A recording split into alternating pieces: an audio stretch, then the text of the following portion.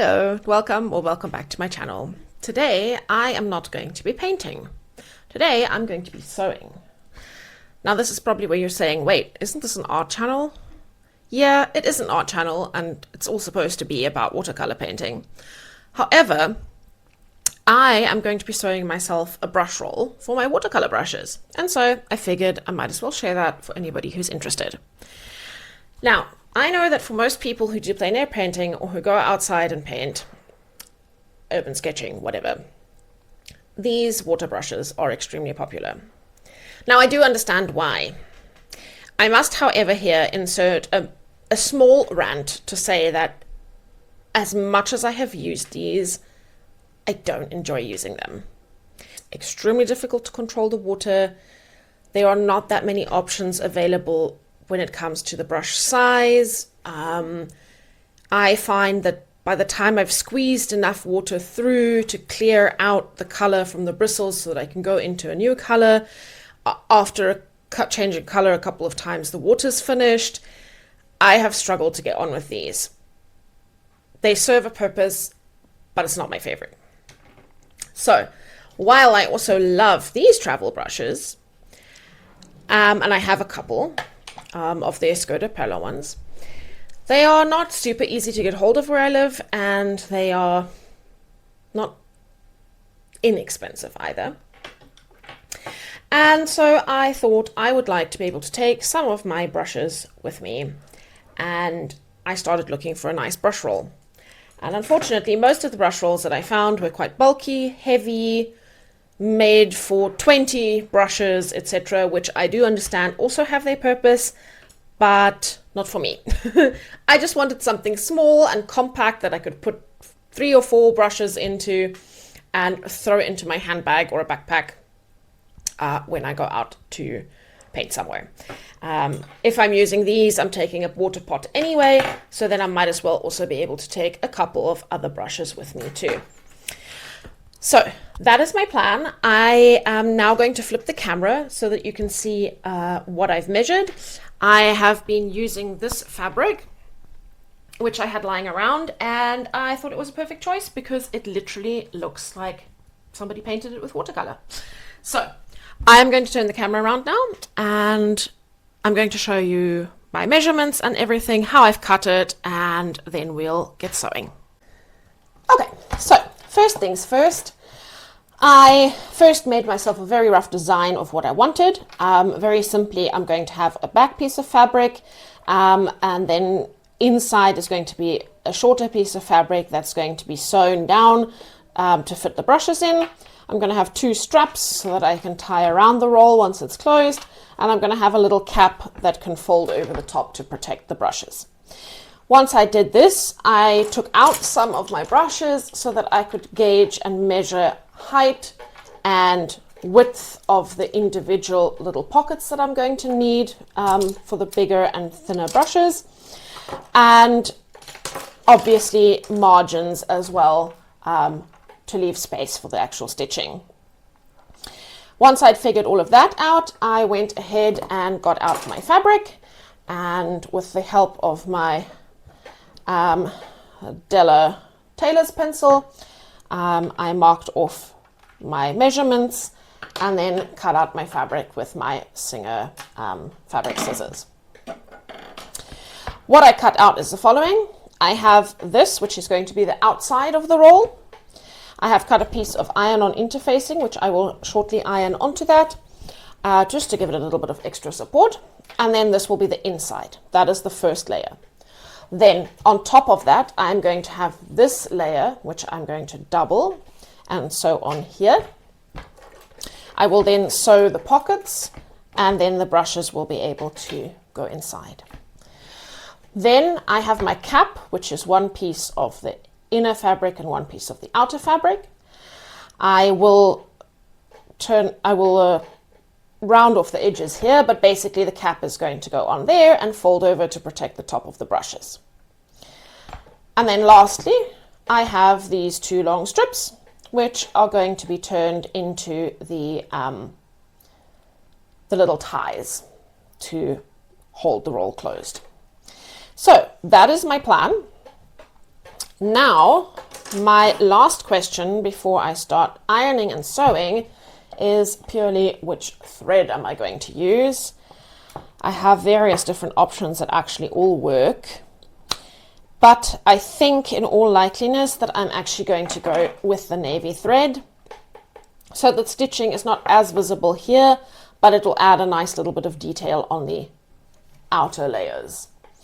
I have also purposefully chosen a dark color for the inside so that any staining that might come from brushes that are not entirely dry when they're put in or anything like that is obviously going to be a lot less noticeable than it would be on a light color like this.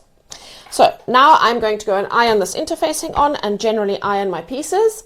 And then I'm going to also load a bobbin with some of the thread, and then we can get sewing. All right. See you in a sec.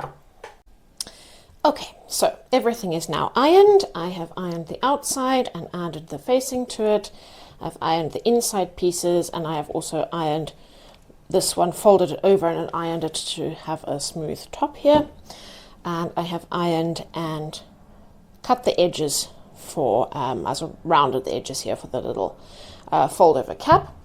Now what I'm going to do for these strips here, I am going to fold them inwards to edge them a little bit, like this. And then I'm going to fold them over each other like that and pin them so that I can sew it closed. And all of the fraying and the edges and things will be inside. So for some peculiar reason, my audio disappeared for this short clip. So here is editing me, doing voiceover. But basically here I pinned the ties, and now what I'm going to do is I'm going to sew all of the separate little things first so that everything is ready for me to put it together. So I'm going to sew the ties, I'm going to sew the cap and all of those details so that I can then pin everything together and do the final stitching.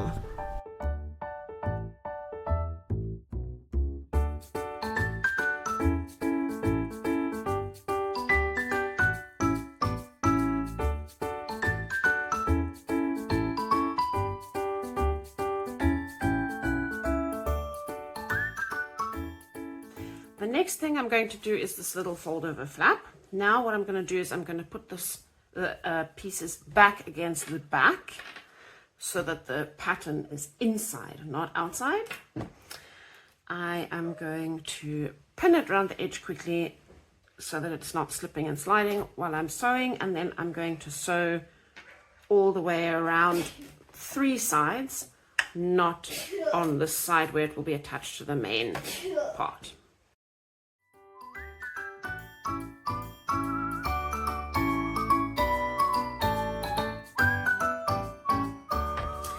Now what I'm going to do is I am going to turn this the right way around first. So we're going to turn this inside out.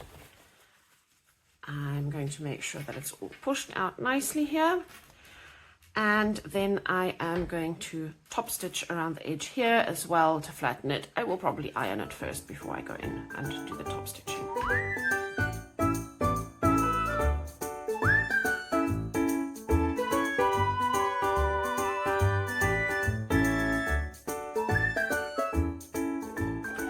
So the next step is now to take the back of the outside portion here, and I'm going to put my little section that will become my little compartments on here.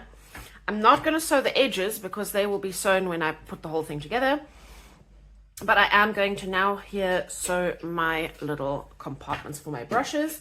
So I'm going to first take a ruler and measure them out, and then I'm going to sew them of a good 1 centimeter on both sides, like so. And now I'm going to do 3 centimeters for each, and I think that should give me space for 7 brushes, or a couple of brushes in one if they are smaller brushes. And I think that the brushes will eventually pop into the pockets like so. I'm giving them an extra little, I'm just going backwards and forwards a little bit at the beginning to ensure that the top where you're pushing in and out all the time is a little bit reinforced. And I'm not sewing the edges because the edges will be sewn later when the back and the front are sewn together. So now I'm just sewing the individual pockets. I did have some problems with my machine and things, so my tension is a little bit all over the show, but I think I finally resolved the issue. So yeah, I'm just going to continue sewing these last couple of pockets here.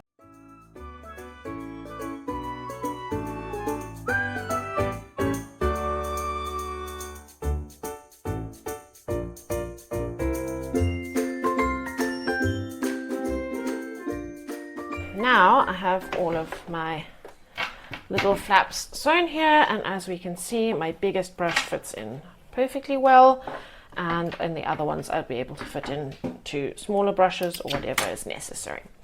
Now I'm just going to trim off these little bits here, and now we can assemble so that we can start sewing it all together. And now I am going to put the correct sides facing each other so that I have the wrong sides on the outside, so to speak. But I also want to include my ties in here. So I am going to place my ties here approximately in the middle, like so. And I'm going to place them next to each other like this so that they are not on top of each other, and it's just a little easier for the machine to go through everything. Right, now that those are nicely placed, what I'm going to do now is I'm going to bring the bits inside here so that they don't accidentally get sewn into the other side seam. And then we are going to place this on top. And I am going to pin this all down nicely. So I'm going to make sure that everything is aligned here. And we are going to give this a little pin. And I'm going to make sure that I pin these down as well so they don't run away from me when I reach that point. So let's do that quickly.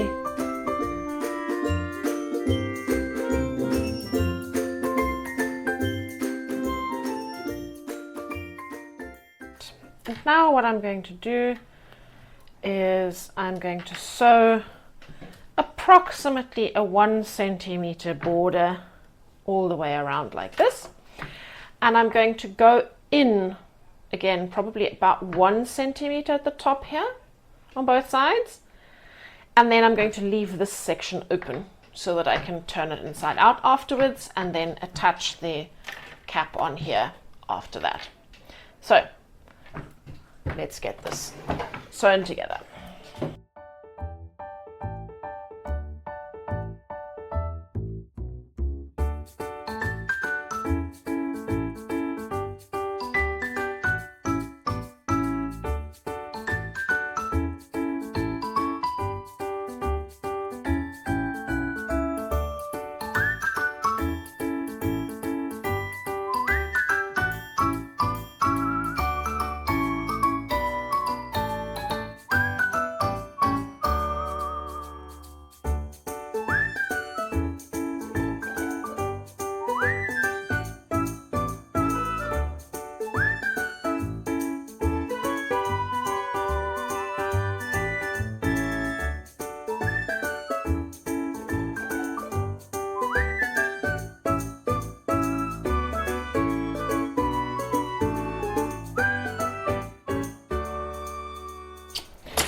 Now we should have our base ready. So if we turn this all inside out, like so, there we go. Then we should have our basic thing ready here.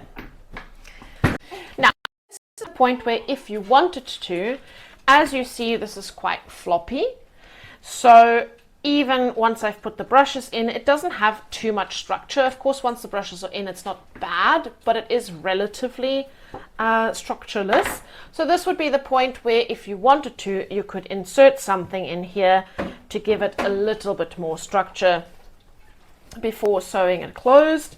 As we can see, even this small layer of batting here gives it a lot more structure. And obviously then also just gives that little bit of extra protection for your brushes.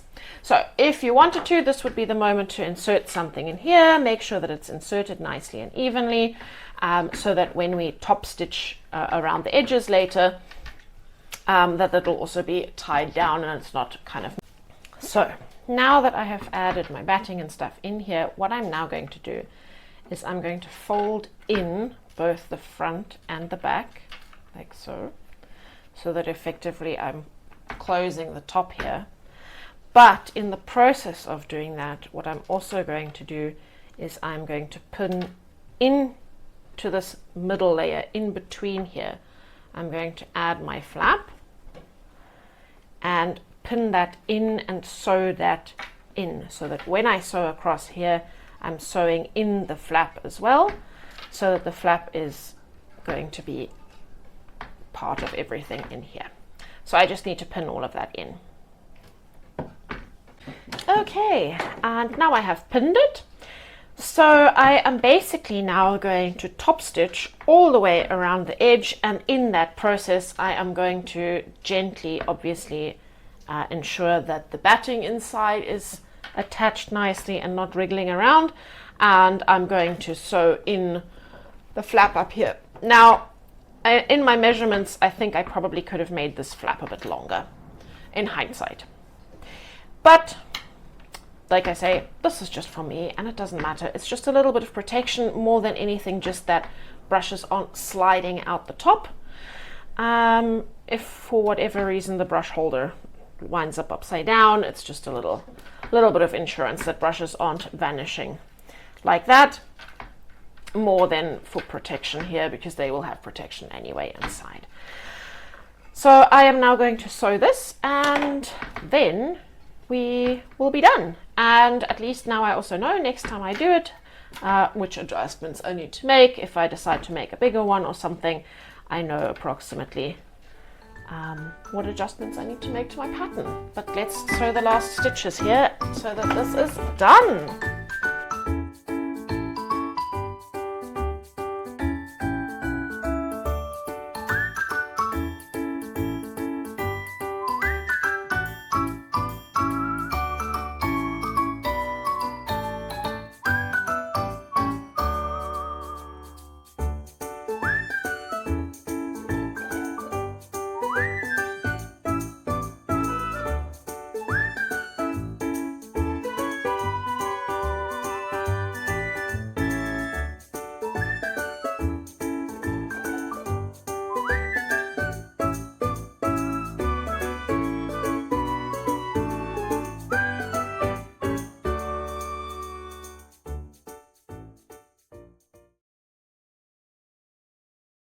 Like that, we are all done. So now I will probably tidy up a few little threads, and like I say, the measurements and things are not 100% perfect. Definitely if I was making this for somebody else or whatever, or if I make another one at some stage, I will make a few adjustments, but plus minus, this is perfect for my everyday use. And now all we need to do is pop our brushes in here, and we are ready to head outside. So we're just gonna roll it all up here, and then we are ready to head out and get some plein air painting done.